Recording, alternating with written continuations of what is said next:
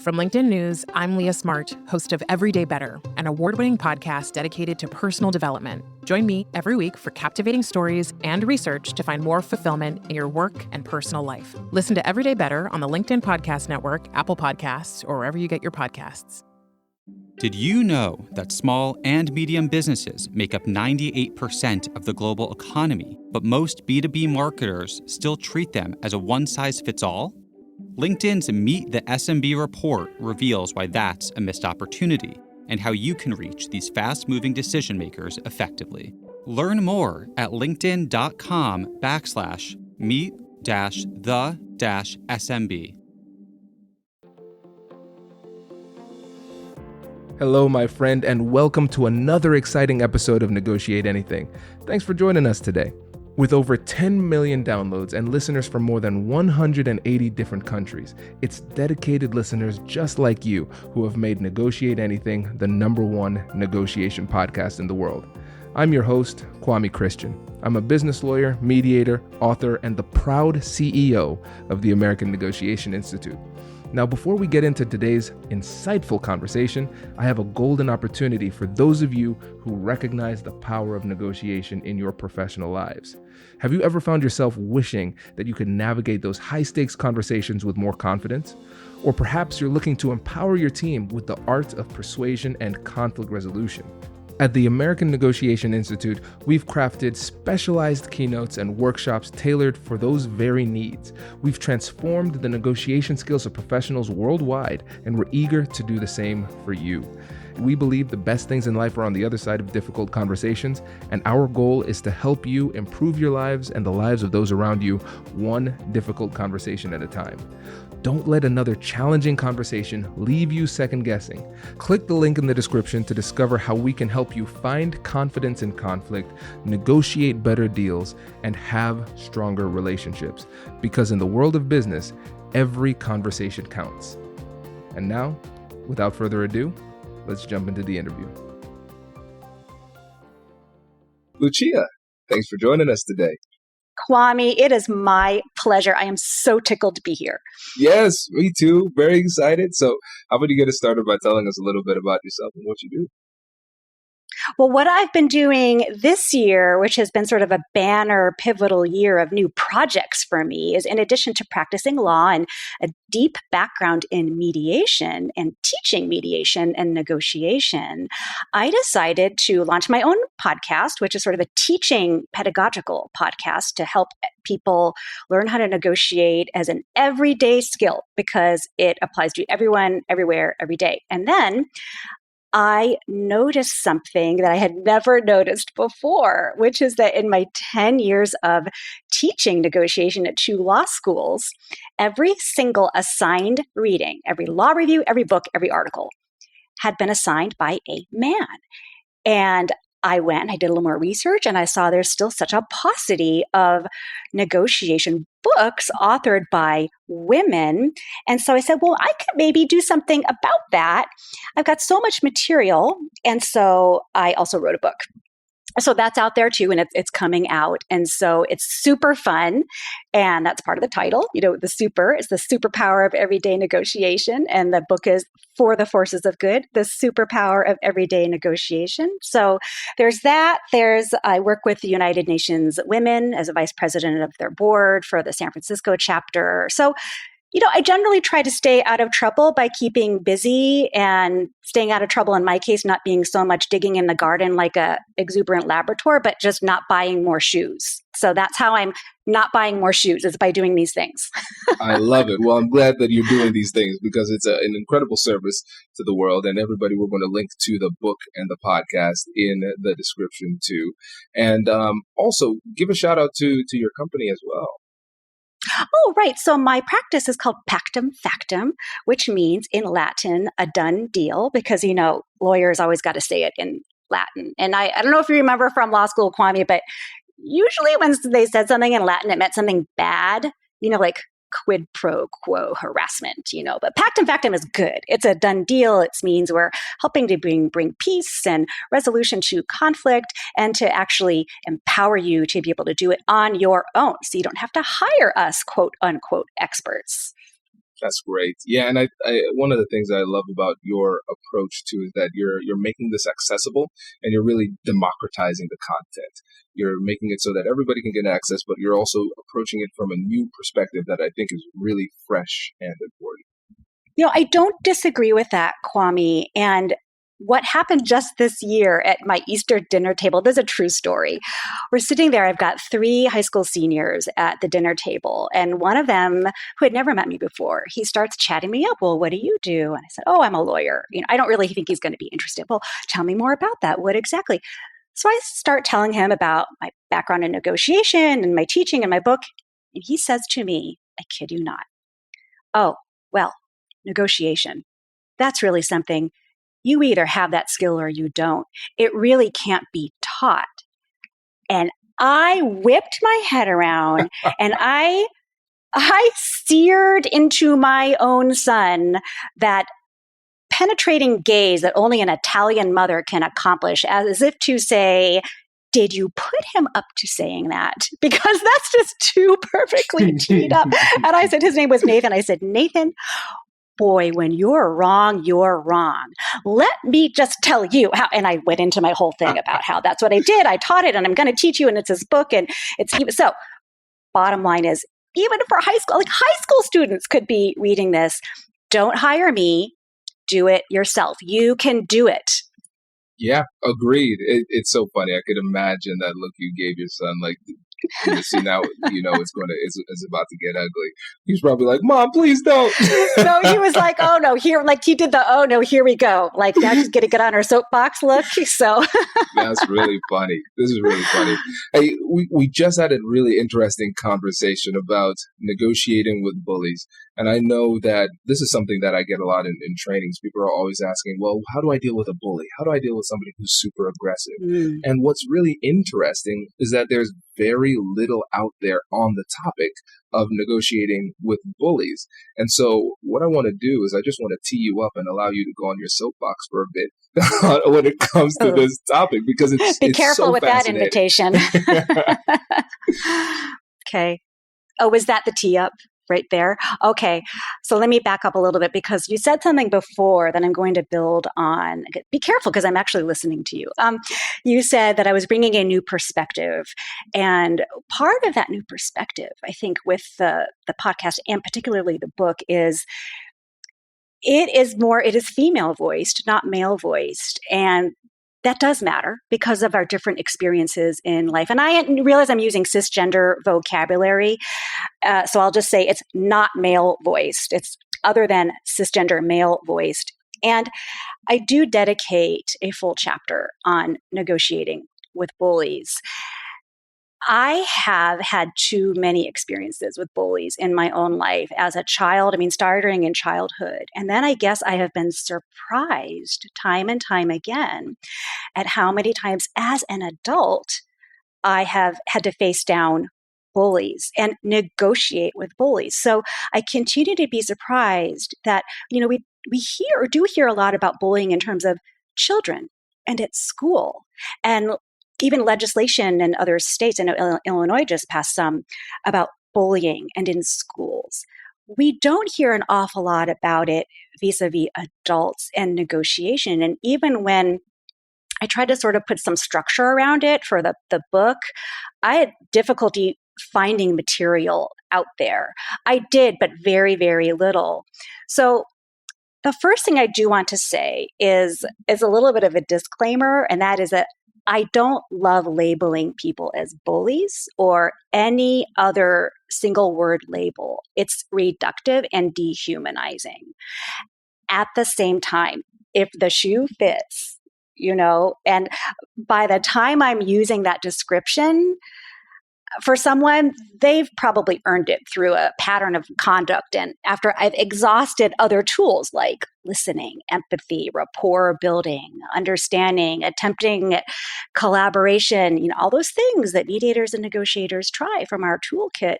And people get more than 3 strikes with me, Kwame. They get about 10 strikes. Unfortunately, the truth is that bullies are everywhere and they're quite successful. Why?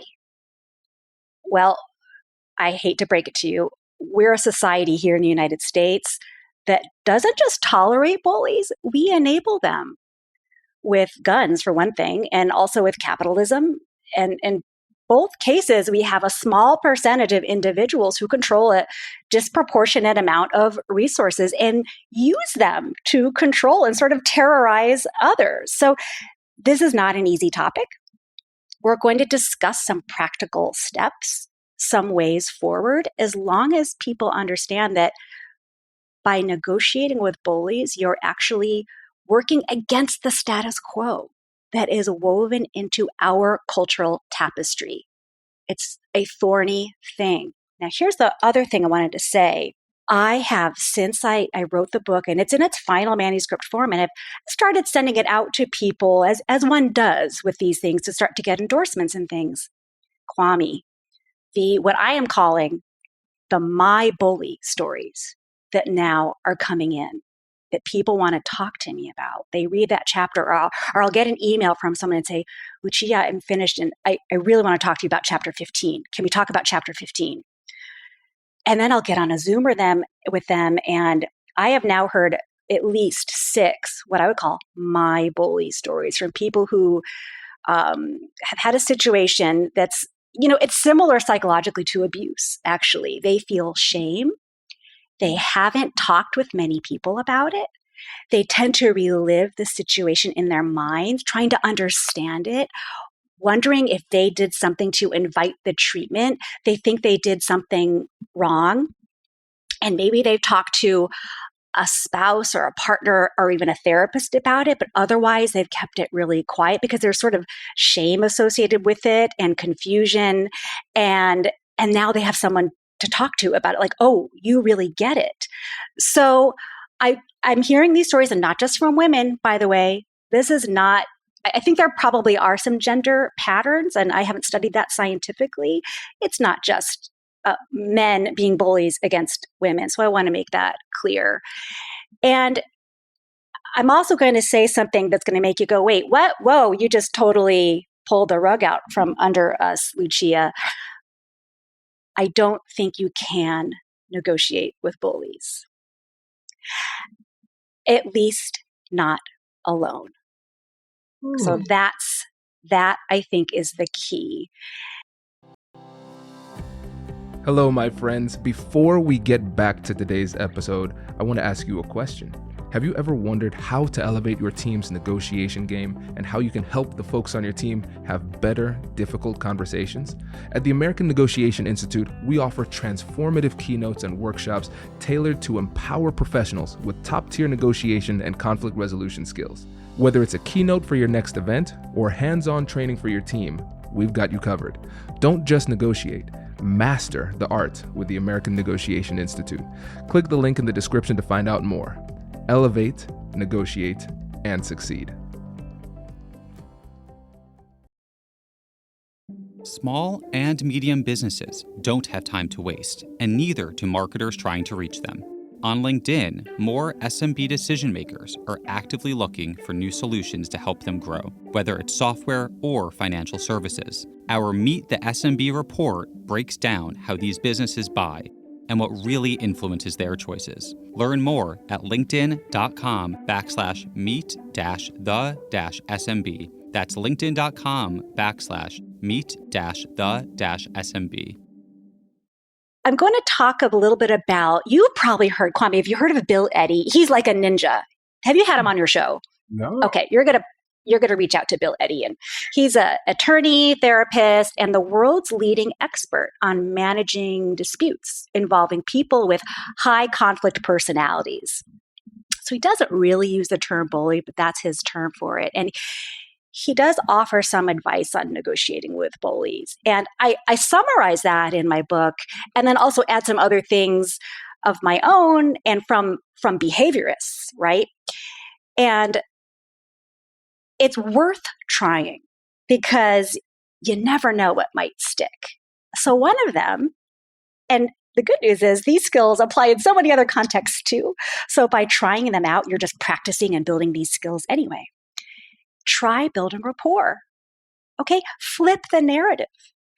Don't assume that building rapport is a lost cause.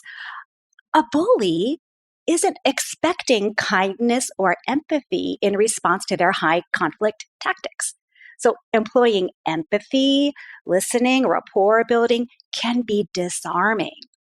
So I call it sort of channeling your inner Nelson Mandela, who, as you I'm sure know, modeled the ultimate in empathy and compassion, but actually befriending his oppressor, his jailer. And he writes about that in his own memoir, or wrote about it. So another piece of advice is ignore them. Now, you may think you can't ignore a bully because they're so confrontational. Try it.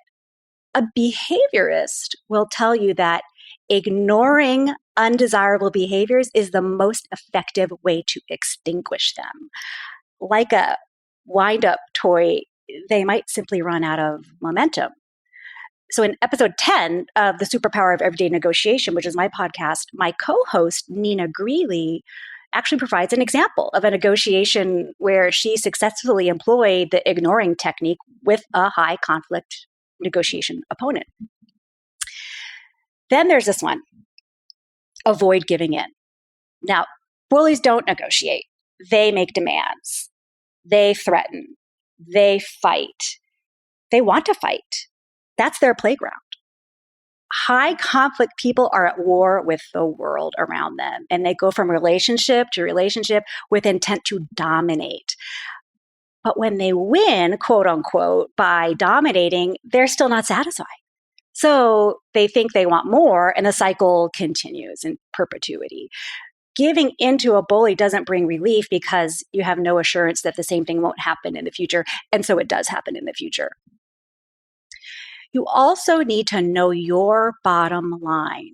And this is basic negotiation 101, right, Kwame? You need to know when no deal is better than a bad deal, when to walk away. So, and this actually harkens to an early chapter in my book on planning and also in my podcast, and that I'm sure you've covered here on Negotiate Anything, the importance of planning and negotiation. Know how far you're willing to go. If you've got a team involved, make sure you're all on the same page. Know your BATNA. I know you've talked about BATNA, so I probably don't have to even spell that out for people, but that's our buddies Fisher and Urey. And that's from the program on negotiation out of Harvard Law School for people who are among the uninitiated. And when it's time to stop negotiating, and you have to be firm about this. Then there's your temperament. Appear calm and patient. Doesn't mean you have to feel it on the inside. You've heard the expression fake it to make it. It's effective. Bullies, high conflict people, love to get emotional and then try to get you emotional. Try to stay calm and focused on what you want, even if you're just acting calm, like I said. If they get you emotional, they've already beat you. Instead, prepare yourself to be patient, very, very patient. The best negotiators aren't in a rush. Bullies are. They tend to be impulsive and easily frustrated. Don't join them emotionally. Give the impression you have all the time in the world. If you appear desperate to settle, they'll manipulate you into concessions you really don't want to make, and you might regret those later just because you want to get it over with, right? It's so unpleasant. And they're counting on that, right? Instead, prepare yourself for the long view. And then look, you could always try to bring in a neutral decision maker or a mediator too, if all those other steps fail. So if it's just going on too long, this negotiating is dragging out, you can suggest a mediator. So in families, it could be a mutually agreed influential person in the family. If it's a neighbor dispute, you could propose going to a community mediation center where people are actually trained to help. Often bullies don't love this idea because then they aren't the most powerful person in the room and they have to follow rules, right? They like to make up the rules. They like to make them and they like to break them. So it's hard for them to argue with the neutral person because that person won't be intimidated or influenced by their tactics. And this is not foolproof. They are practical steps and they can work. Remembering when to walk away. And then this is making me think about Robert Axelrod and his evolution of cooperation. And I don't know how familiar you are with that, Kwame, and how his iterated trials of the prisoner's dilemma game theory problem, he got from this computer program. He ran a contest, and the one that won the contest was called the tit for tat protocol. And he had these 4 different steps for the tit for tat protocol, which is you start off by being cooperating. And then if the other party defects, you defect immediately and in kind, and you retaliate in kind immediately. When the other party returns to a cooperating position, so do you. You don't hold grudges. One of the other things that he learned from the tit for tat protocol is that once the other side defects 3 times from cooperating, so do you permanently. So how does this relate to negotiating with bullies? Well, you've tried all these things I've just suggested. It's not working, didn't work. They keep defecting. They've gotten to the 10 strikes that you get with me.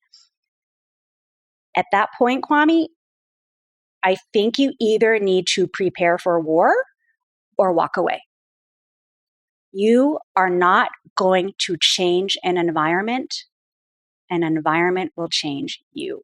So at that point, you could actually be at risk of becoming a bully yourself, if that makes any sense. I think it makes sense to me. I'm not saying there are a bunch of women out there right there going, oh, I hate it when women do that, when they question whether they make sense. I'm asking if it makes sense to you. Oh, yeah, that makes a lot of sense. This is great. A lot to unpack here. So let's break down a couple of things for some folks. So when you think about the word BATNA, I think this is one of the most critical elements of what you said. So it's the best alternative to a negotiated agreement. Essentially, it is your plan B. Plan A is right here. We're trying to work together. We're having this conversation. If I cannot get a deal that is better than my alternative, then I execute my alternative, plan B. And that's something I can do without you. Can you affect their BATNA? Mm-hmm. Sorry, just wanted to interject that. Please continue. Yes, no, go deeper on that, because that's something that I don't think people address enough when it comes to overall negotiation strategy. So when we think about our BATNA, we have to also think about the other person's BATNA.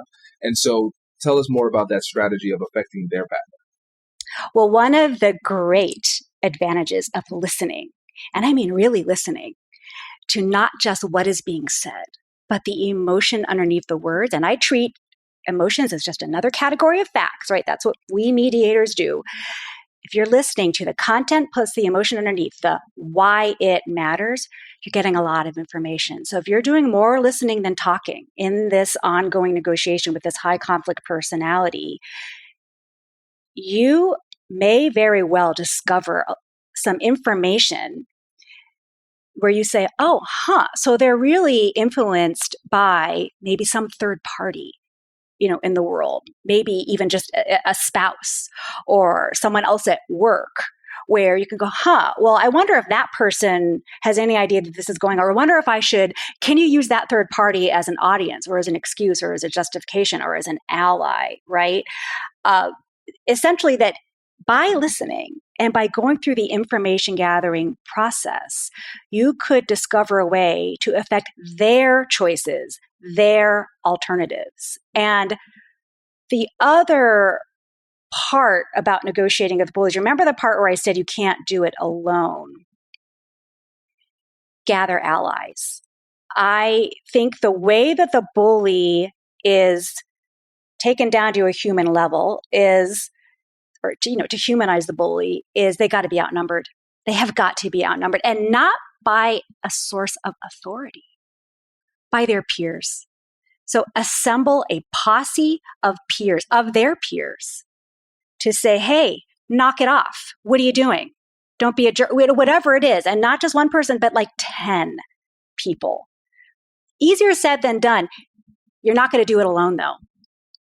Yeah, okay. Did I answer your question about BATNA? Absolutely. Okay. So let's go deeper into that strategy, because I think that coalition building in general, in negotiation in general, is not utilized enough as a strategic tool. And so essentially this is getting allies to assist you in the negotiation, if I'm giving a very basic definition of coalition building. And now let's walk through what that looks like in this scenario, because I think people might look at this and they might inadvertently execute this in a way that creates toxicity. So, for example, it might turn into gossiping. Ooh, Bill is such a bully, blah, blah, blah, blah, blah. And then it kind of grows from that.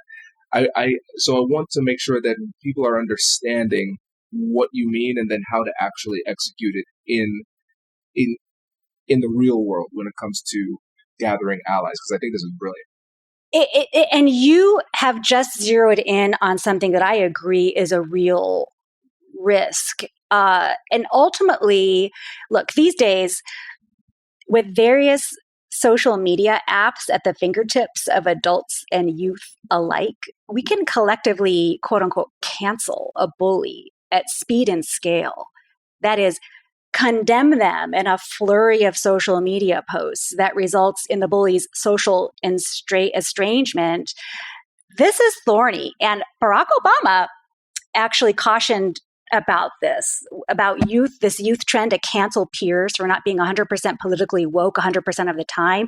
He said, look, that's judgment. That's not social justice or progress. The world is messy. There are ambiguities. So I'm actually, to clarify, I'm not talking about one moment where someone says the wrong thing or uses the wrong word. I'm talking about a pattern of behavior, and this has been going on a long time, right? That's how it becomes bullying. And then the allyship part of it is just the not being alone. What I've been hearing from the My Bully stories is you can have a bully who is a parent to everyone else. They see the bullying. They're also threatened by the bully or afraid of the bully, and so they just try to avoid the bully and not get involved. And that has certainly happened in the cases of my adult bullying experiences. Everyone sees it, and behind the scenes they're saying, oh, Lucia, this is so awful. This is so awful. But they don't actually stand up and say, hey, this is not cool. They don't stand beside me. And part of that has been because they are part of the tribe and they can't risk their place in the tribe. And here I am, the one that's kind of, threatening the tribe or threatening the status quo.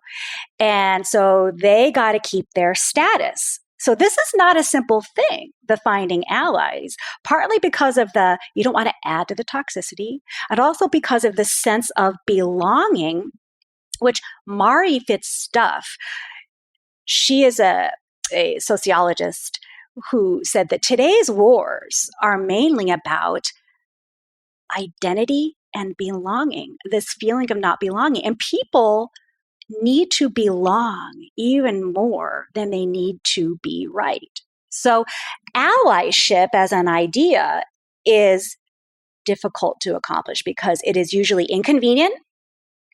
It is costly in some way in terms of your status in, say, the fraternity, or in financial terms.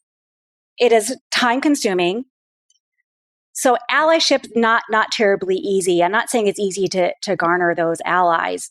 I'm going to hearken also back to you. I know you had Alex Carter on your podcast, and she is one of the other women authors of a book on negotiation. There's like 5 of us. There's 5 or 6 of us.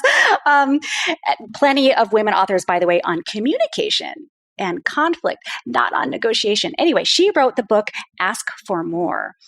And I love her book. And that's part of the planning process for negotiations. So here's where I'm going with this. Part of that planning process for your negotiation is preparing questions you're asking yourself, and then questions she calls it, what does she call it? The mirror questions and the window questions, right? In her book, there's 5 of each. Part of the question planning in your preparation should be, who can I gather as allies? You should be looking around for them from the planning stage and continue that.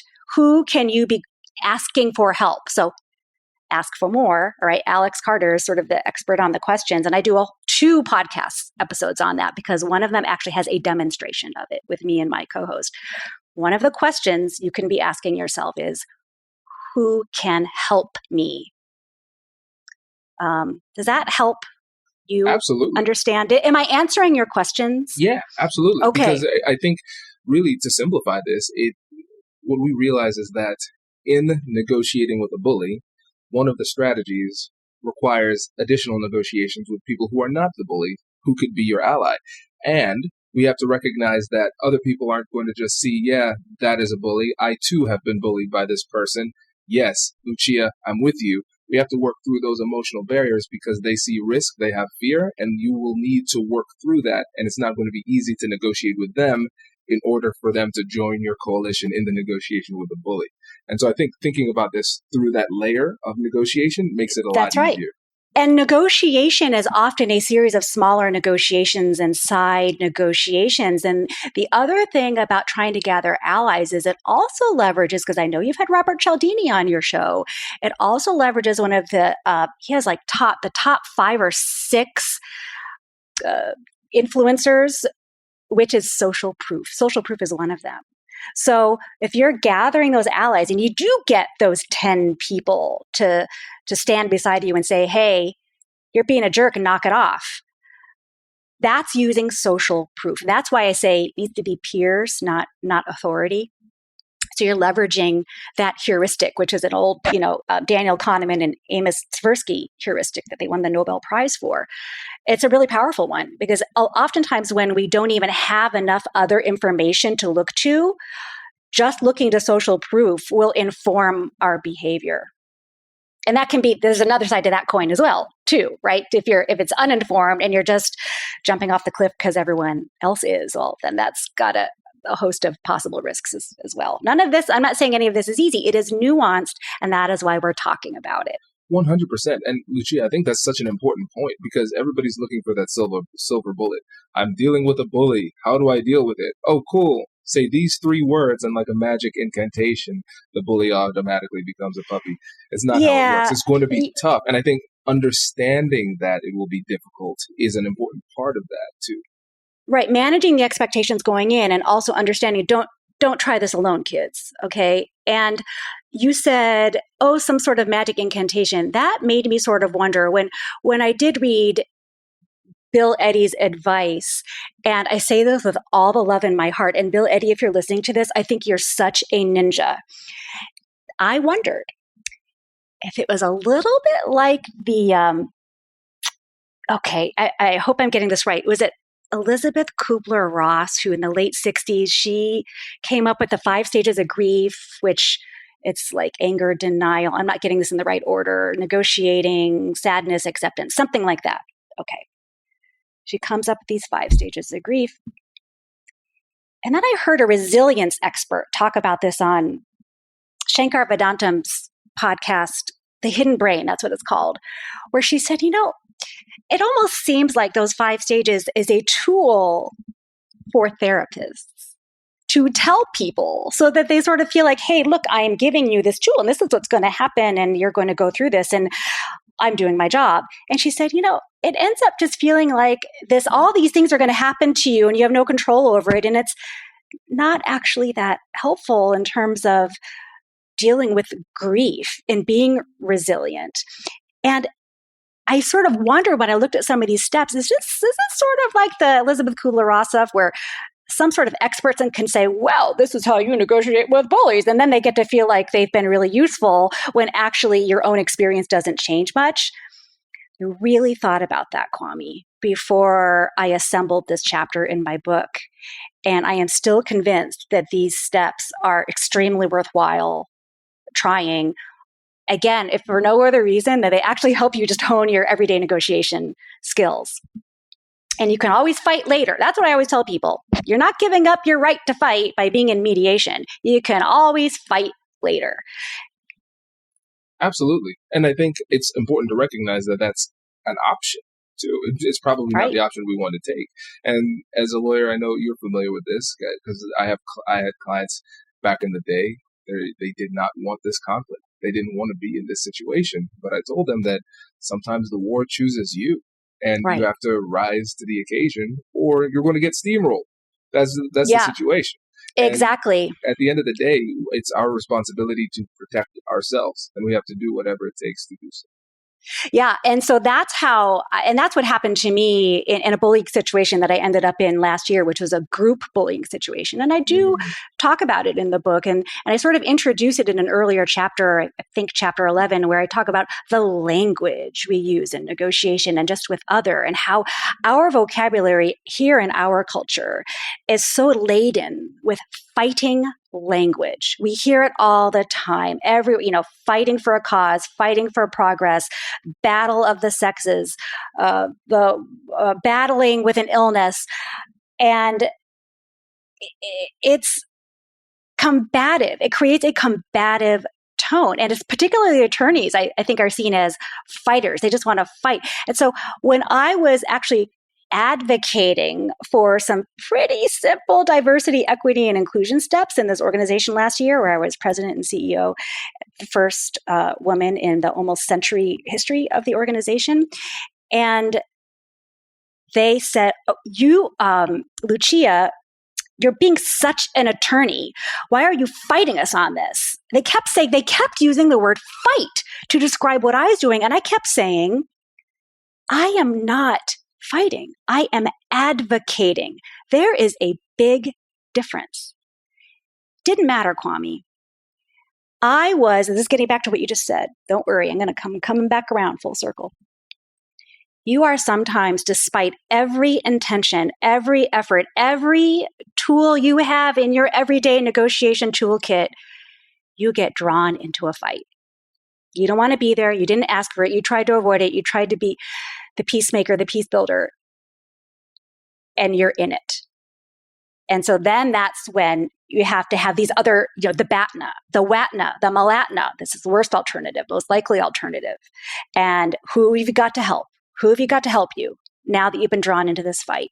Sometimes, as you said, the fight finds you. Yeah, and it's a tough situation.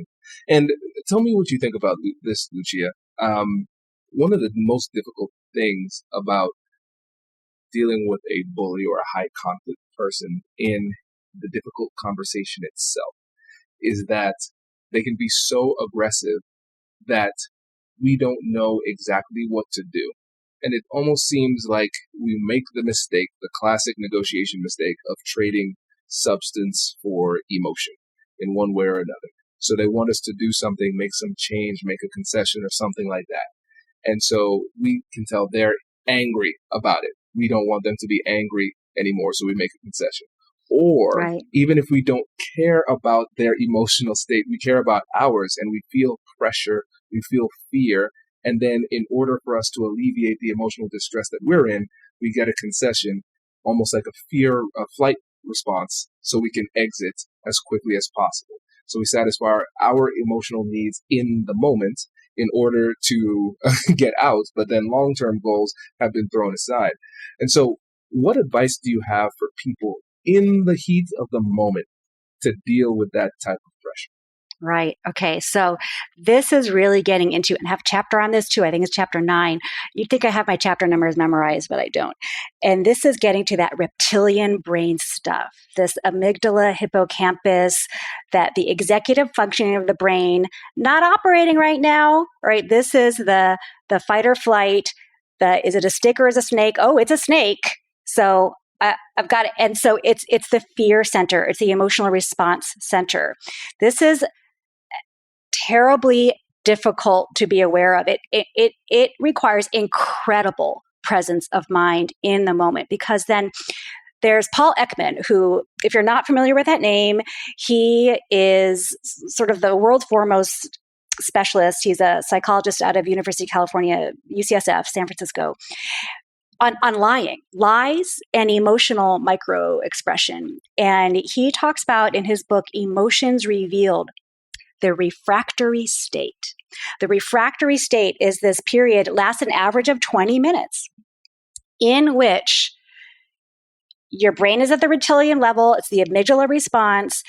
You cannot take in any information. It's going to be purely reactionary and emotional, not necessarily productive. the tough part is recognizing in yourself when you're in a refractory state. That's where I say it's getting back to the gather allies. Who do I have that can help me? Who can I have next to me at the table or on the Zoom call or whatever? Because it's more likely than not that other person, and this is what mediators are so good at, we can identify when someone's in a refractory state because it doesn't affect us. So it really, I'm doubling down here on the gathering allies, because the thing about bullies is, yes, they want to get that emotional response and they want to scare you so that you will give in. And then when you do, guess what? You've just reinforced that behavior. They're just going to keep doing it because it was successful. And then, as you said, it's a short-term goal, and it in the end, it doesn't really benefit you. And you've given in, which was one of Bill Eddy's advices, is don't get in. The other thing about bullies is their threats are not idle. When they make a threat, they will carry it out. And so should you, by the way. This is a basic negotiation tip. Now, I am not advocating the use of threats in negotiation. I think using threats needs to be extremely carefully considered. If you make one, if you use it as a tool, be ready and willing to execute. Do not make idle threats. Bullies don't. So they are not satisfied until you're not just defeated. You are ruined and your head is on a stick in the public square. And a lot of this too goes to this idea of loyalty versus justice and fairness. So this fascinated me, Kwame. I wrote about this somewhere in my book. I can't even remember where. It's this group of researchers out of Northwestern University's Kellogg School. They inform us of the tension between two competing values, loyalty and justice or fairness. And depending on where you land on that continuum, how that impacts if you speak out, if you speak up, or if other people, this is getting to the allyship part, right? If those people who are potentially allies, if they're going to be willing to do it. Those for whom loyalty to the tribe, to the group, outweighs the value of justice will remain quiet. And they might harshly judge people who speak out. Okay, so me as that disruptor last year, disrupting the status quo, right? Those for whom justice outweighs loyalty will speak up and be judged harshly by people who value loyalty and see it as a betrayal. And that's one of the many things that gets in the way of allyship. That and the fact that allyship is usually inconvenient, uncomfortable, and costly. So I don't know if that's helpful. It is interesting. There are so many dynamics in play, and I hope I answered your question about what can you do in the moment, which is try to be as self-aware as you can. And that gets back to planning. Mm-hmm. If you've done your planning and looked at alternatives and BATNA and done your listening and asked out those window and mirror questions that Alex Carter helps us with and all these things, you are going to be so much better in the moment because you're not just shooting from the hip and trying to process all different kinds of information coming at you at once. You will have a better chance of being present in the moment and recognizing when you're becoming emotional. So you could say, time out on the field. We're taking a break. You take a break. You walk away. You let that refractory state pass. Absolutely. Yeah. And to your point about making threats and following through, I know that's not something I talk about much on the podcast, but you're absolutely right. You have to follow through on that. And the way I think about it is that I think about it not through the lens of threats. I think about it through warnings where I'm still empowering the other person because I feel like a threat is something I'm choosing to do to you. But a warning is more like, this is something you're doing to yourself. So it's an if-then proposition. Right. So I like the self-empowerment of that. That's very much like the mediator toolkit, isn't it? Exactly. Yeah. The self-determination. Like, Lucia, I understand this is really important to you. I have things that are important to me too. Just want to let you know that if we're not able to get an agreement here soon, then I'm going to have to use my, whatever the situation is, BATNA. And I let people know. And now it's up to you. Now it's your choice. Now, what happens. If I drop the hammer, you dropped it on yourself. But I gave you fair warning about what's coming. So they're still in control. But you're 100% right, because every time you make a threat or a warning and then you don't follow through, you lose credibility. They don't take Right. you seriously, and then they're more emboldened, like, oh, sweet. Now I see who I'm dealing with. This person is bullyable. So I've been encouraged in this situation.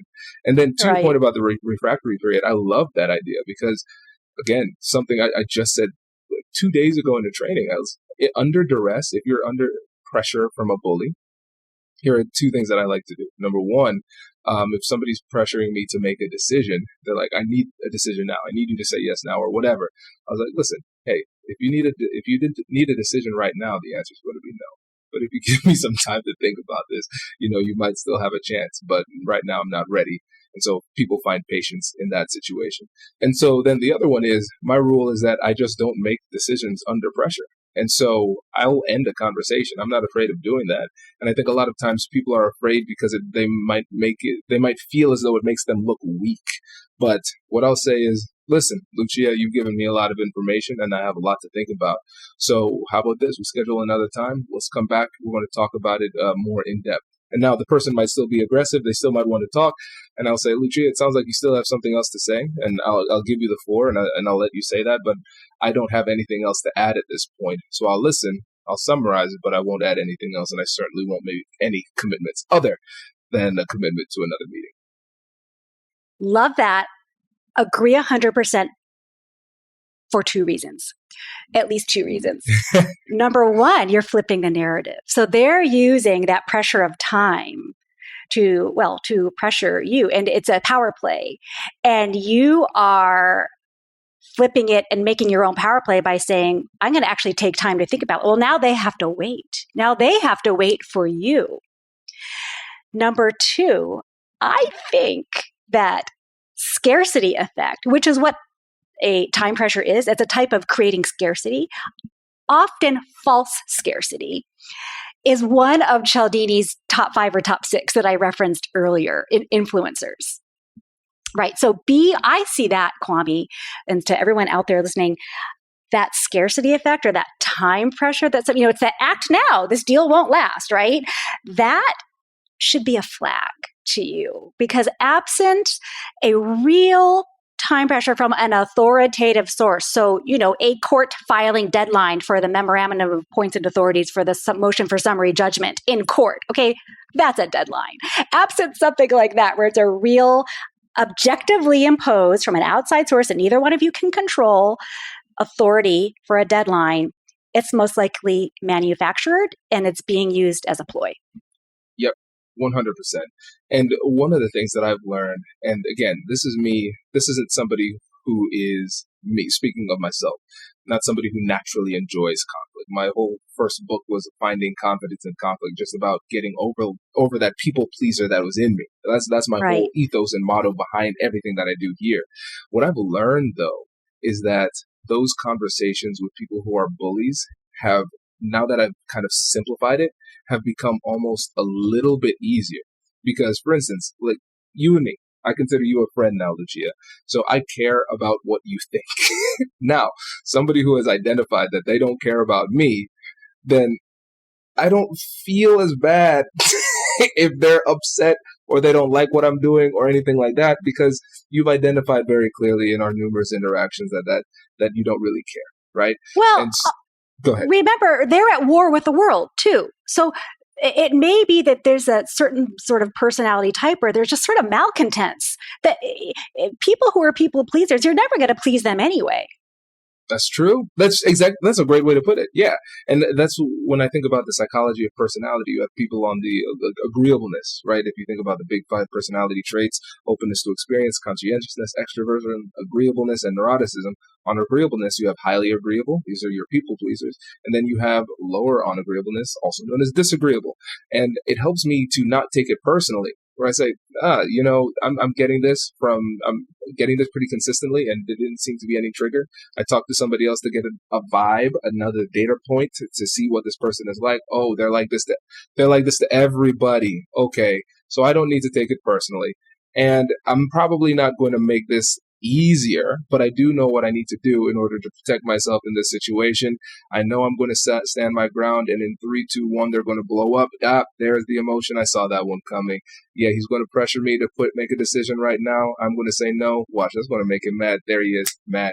Okay, cool. This meeting's about to end. You want to say something else? He blows off some steam. Hey, thank you for your time. I'll talk to you next week. And it just it kind of simplifies it for me, because now I'm not concerned, because I'm not going to play an unwinnable game where I'm going to try to get somebody to like me who is not designed to do so. I'm just going to stick to my guns and know what my BATNA is, what my bottom line is, while still staying focused on my goal, because I know if we focus on our bottom line, we orient toward that more so subconsciously during the conversation. But it just simplifies it once you realize that you are not in charge of making them feel good in the interaction. So this idea of the equal opportunity bully, which was kind of an epiphany to me. Side note, real quick, because this is kind of important, that sort of defense in an employment law case, right, for like gender-based harassment or discrimination, where the perpetrator says, in their defense says, well, I treat everyone that way. Essentially, I'm an equal opportunity bully. This defense is actually used to obfuscate what really is bias, gender or religion or race or whatever, bias, by saying you treat everyone that way. But I went to my 30th high school reunion after not going back to that small town after leaving in 1988. And I brought my younger son with me, and he had never been back there. And I brought my husband, and he had never been to Chicago. And at the reunion dinner, I saw my childhood bully at the bar. And I write about him in chapter 15. I changed his name. And I went over and I eavesdropped. I thought, maybe he's an okay guy. Look, childhood is not easy. Adolescence is not easy. No one gets a free pass on that. Maybe it was particularly hard for him, and he grew out of it. So I eavesdropped and I listened to the really just offensive, vituperative language that he was using with his compadres at the bar. And I was like, nope, he's the same guy. And I realized, oh, sorry, let me back up. So then I actually said hello to him. I said, hey, remember me? And I was facing my bully, and he kind of looked at me blankly. He kind of looks at my name tag. Kwame, he really did not have any idea who I was. And that's when it dawned on me. He didn't single me out, Kwame. He really did treat everyone that way. So I was not memorable to him. But he was not just memorable to me, he was formative to me. I was terrified of him. I used to hide in the bathroom during lunch to avoid him. I had tried hiding in the library, and then the librarian came and said, well, you're not allowed to be in here. Never mind her asking why I was hiding in the library. Like, maybe she could have asked a few questions. So then I just hid in the bathroom during lunch. This was in middle school. So then I get back home after the 30th reunion. I look him up on LinkedIn. He is, I kid you not, remember how I said bullies succeed, bullies win? He is some C-suite level executive working in, pause for dramatic effect, human resources. Oh my goodness. Oh. So put that in your pipe and smoke it. Wow. So here, that's incredible. That is incredible. So the listeners know this. I talk about it all the time. I'm obsessed with chess. I love playing chess. I love that story from your book. Cracks me up. Oh, yes. I'm better now. But yes, I love playing chess. And so I remember when we were first starting to play chess in, like grade school, and how it goes. Somebody learns the 4-move checkmate. And then they just start decimating everybody. Nobody knows how to stop it. But the thing is, once you know how to stop it, you recognize the simplicity, and then the person's way out of position by trying to go for a 4-move checkmate. When it comes to bullying and difficult conversations, most people don't take the time to learn the art and science of negotiation, understand communication and difficult conversations. And so the bully just keeps on running through life, hitting people with these 4-move checkmates. And they don't need a deeper bag of tricks because it always works. And that's why they lead to success, just like you said. Yeah. But if you start to develop that defense system and you start to understand and embody these tools and techniques and strategies that you talked about today, then you realize, yes, I will say that this was an unenjoyable experience dealing with the bully. However, I will say that my outcome is far superior than the majority of people because I actually know what to do. And once you get past that bluster and emotion and force at the beginning, there's really usually not much depth beyond. Right. And what you're really talking about is that detachment so that you're not getting into that amygdala hippocampus response, the amygdala hijack, I think is what they call it. And so you don't get into that refractory state. And in other words, you've already said, oh, this actually is not personal. This is someone who treats the world that way. Oh, therefore, I don't have to take it personally. You've recognized the pattern of behavior. You've even started to predict it. You're like, yep, there's step 3 right there. And step 4 is coming in about 30 minutes, right? And so that gives you that leg up because you're detached. You know what I might advise my kid's self growing up in the pre-personal computer, social media, or smartphone era is to combine what Chris Voss calls a no-oriented question. Zoe Chance talks about that too in her book, Influence is Your Superpower, which came out this year. Combine a no-oriented question, which works like this. Would it be impossible for you to consider a break in price? That's the no-oriented question. So you combine that with organizing the coalition of peers, the Cialdini social proof, to confront the childhood bully from my school. So that is starting with close friends and expanding out. Ask them, if I got 10 of us together to tell him to knock it off, would it be unimaginable for you to be one of those 10? And once I got a no, meaning yes, response from them, we would gather and make a plan for the moment of reckoning. So Kwame, I live just down the road essentially from Silicon Valley. And once those Silicon Valley tech geniuses invent a safe and reliable time machine, I get to give that a try and I will provide a full report. What do you think of that? I love it. And then you saved an entire human resources department in the meantime. Yes. I saved the human race, Kwame. Come on. This is great. Lucia, really appreciate it. And before you go, remind the listeners about your company, your book, and your podcast and how they can get in touch with you. Oh, sure. So it's pactumfactum.com. It's Latin for a done deal. So you could just Google Latin, a done deal, pactumfactum.com. And I'm Lucia, Lucia, at pactumfactum.com. My podcast is Forces of Good, the Superpower of Everyday Negotiation. And my book is releasing on October 1st, For the Forces of Good, the Superpower of Everyday Negotiation.